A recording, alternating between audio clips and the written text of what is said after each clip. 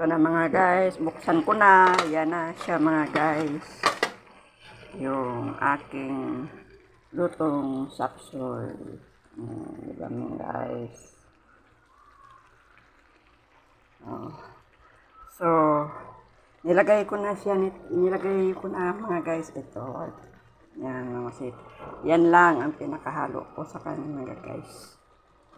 Tapos, yan. Itlog pugo. Yan guys. Yan na po ang pinakahalo niya.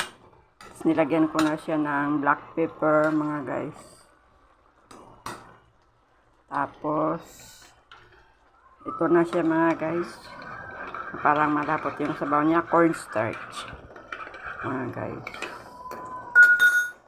Parang malapot na po ang sabaw niya.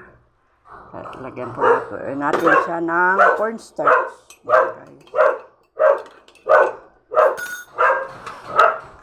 Masarap po mga guys. Wala siyang karne. Ang pinakahalo lang po nito, tokwa at saka itlog pugo.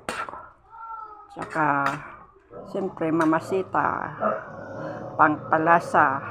Mga guys. Ang partner nito, inihaw na tulingan.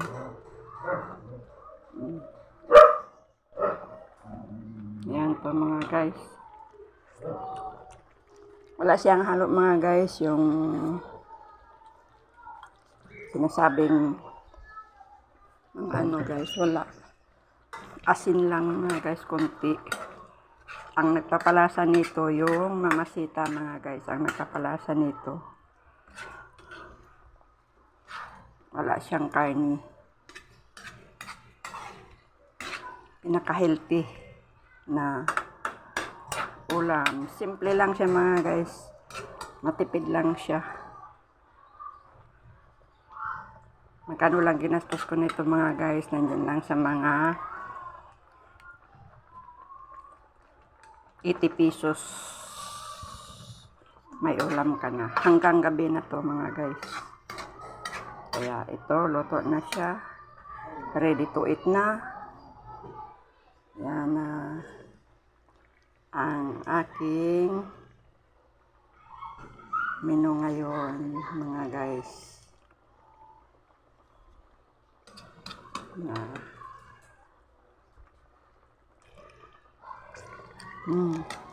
Sarap.